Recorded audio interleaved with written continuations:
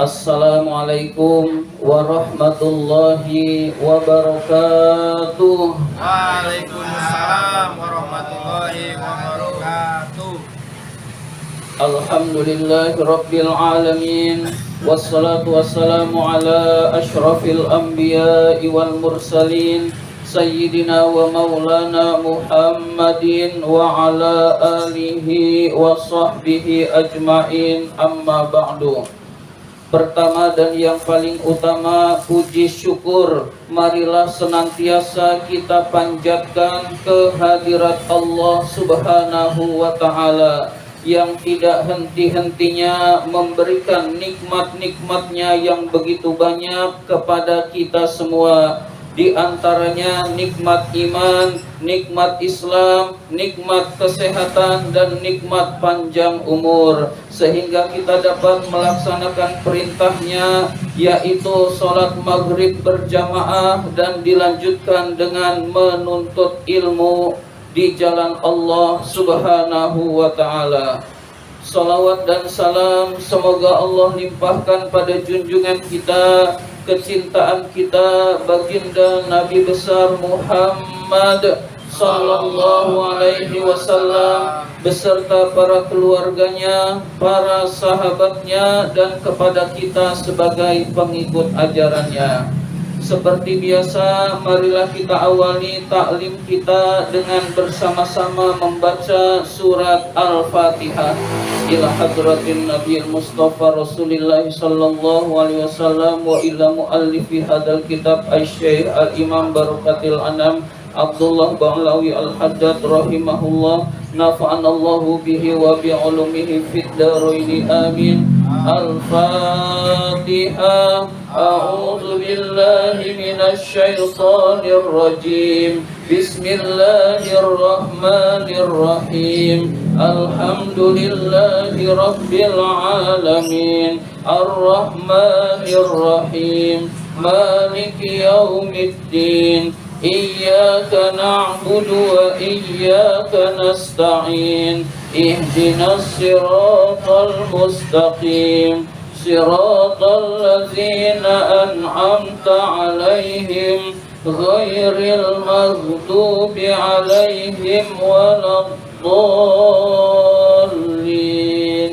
Amin. Marilah kita lanjutkan pembahasan kitab An-Nasaihud Diniyah ini. Sekarang masih halaman 57. Halaman 57. 5. Baris kelima dari atas. Baris kelima dari atas. Bismillahirrahmanirrahim. Wa yanbaghi, sebaiknya, li sahibil Qur'an, bagi pengemban Al-Qur'an, bagi orang yang cinta kepada Al-Qur'an, ayyaj'ala lahu, menjadikan Al-Qur'an itu wirdan, sebagai wirid. Wirid itu kebiasaan rutin, dijadikan sebagai kebiasaan rutin, minal Qur'ani, dari Al-Qur'an, yaqumu bihi, yang dia laksanakan, fi sholatihi, di dalam sholatnya, minal laili, pada malam hari. Jadi pertama, usahakan kita umat Islam punya kecintaan pada Al-Qur'an. Lalu kita luangkan agar kita bisa membaca Al-Qur'an. Yang luangnya subuh, subuh kita baca. Yang luangnya ba'da maghrib kita baca. Yang luangnya asar, asar kita baca. Jadi usahakan kita memiliki waktu khusus buat membaca Al-Qur'anul Karim. Nah, di samping waktu khusus untuk membaca Al-Qur'anul Karim, cobalah kita lakukan juga membaca Al-Qur'an itu di dalam sholat malam kita. Di dalam sholat malam kita, yaitu kita membaca surat Al-Fatihah pada rakaat pertama. Setelah membaca surat Al-Fatihah, kita baca Alif Lam Mim Zalikal Kitabul La Raiba Fihi Hudal Lil Muttaqin terus. Lalu sampai ayat berapa kita ruku. Rakaat keduanya meneruskan ayat yang tadi. Terus kita lakukan sampai hatam.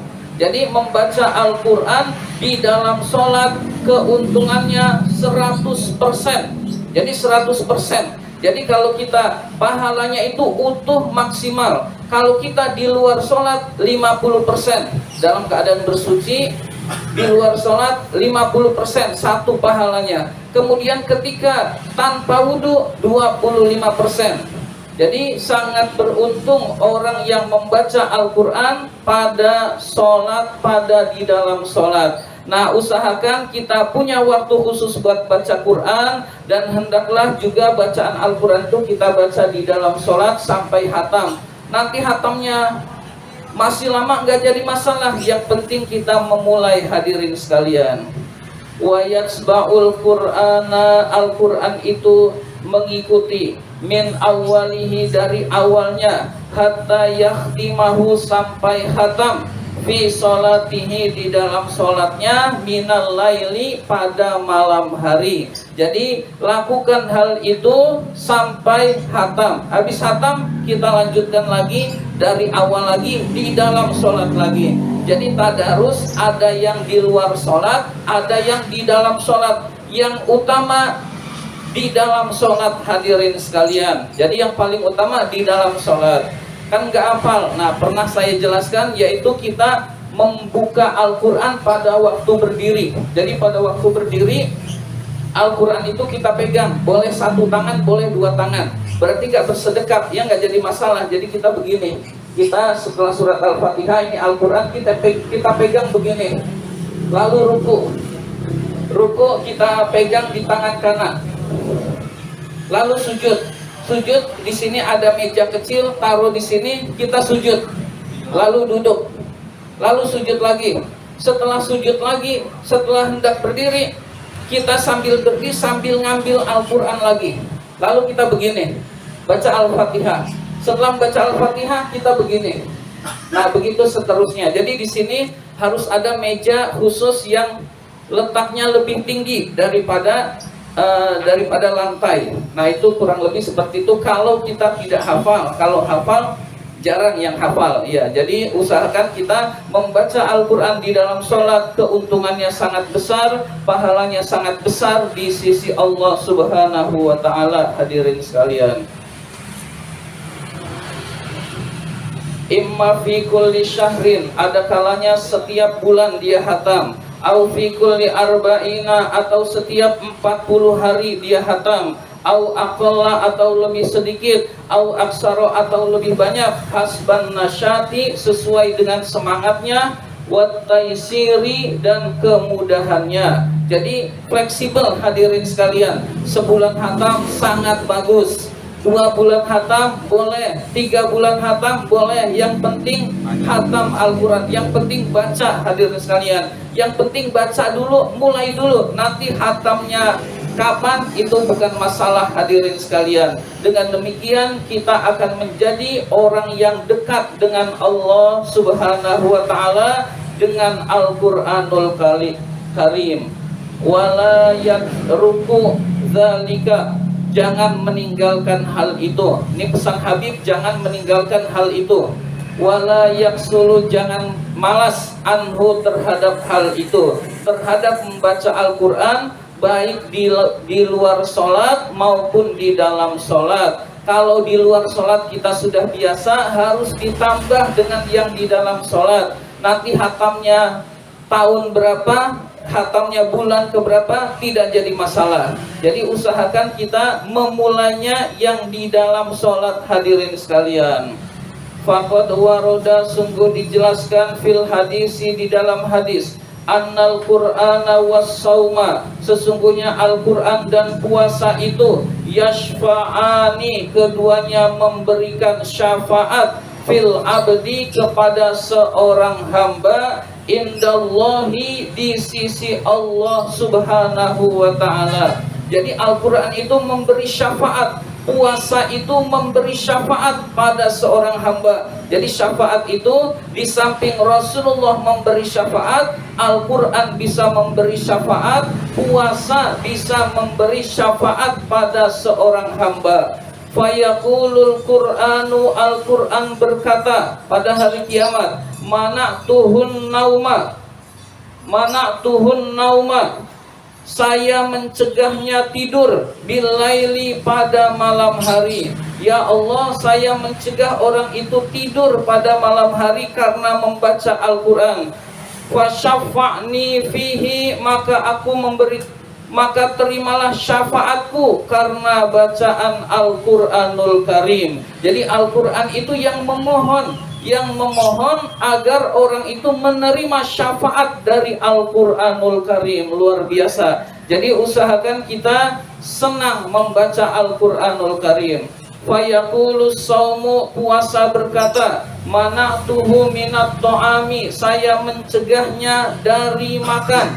Dia tidak makan karena berpuasa, karena aku. Yang berkata puasa karena aku. Bin nahari, pada siang hari. Fasyafi'ni fihi, maka terimalah syafaatku di dalam puasa tersebut. Fayashfa'ani, lalu keduanya memberi syafaat pada orang tersebut. Jadi usahakan baca Al-Quran, rutinkan baca Al-Quran, dan jangan malas hadirin sekalian. Kalau kita malas, sedikit saja hadirin sekalian. 1 ayat, kebanyakan ya udah setengah ayat, ya udah 3 ayat, yang penting baca dulu. Lagi malas, yang penting baca sedikit, nggak jadi masalah. Sedikit itu lebih bagus, lebih banyak daripada nggak baca sama sekali hadirin sekalian. Jadi usahakan kita punya waktu buat bacaan Al-Quranul Karim, punya waktu juga buat membaca Al-Quranul Karim di dalam sholat hadirin sekalian. Wa qad qala ta'ala, Allah Subhanahu wa ta'ala berfirman, laisu sawa'an min ahlil kitabi ummatan qa'imatan yatluna ayatillahi ana al-laili wa hum yasjudun. Tidaklah sama golongan ahlul kitab, suatu umat yang berdiri, dia membaca ayat-ayat Allah pada malam hari dan dia sujud kepada Allah Subhanahu wa ta'ala.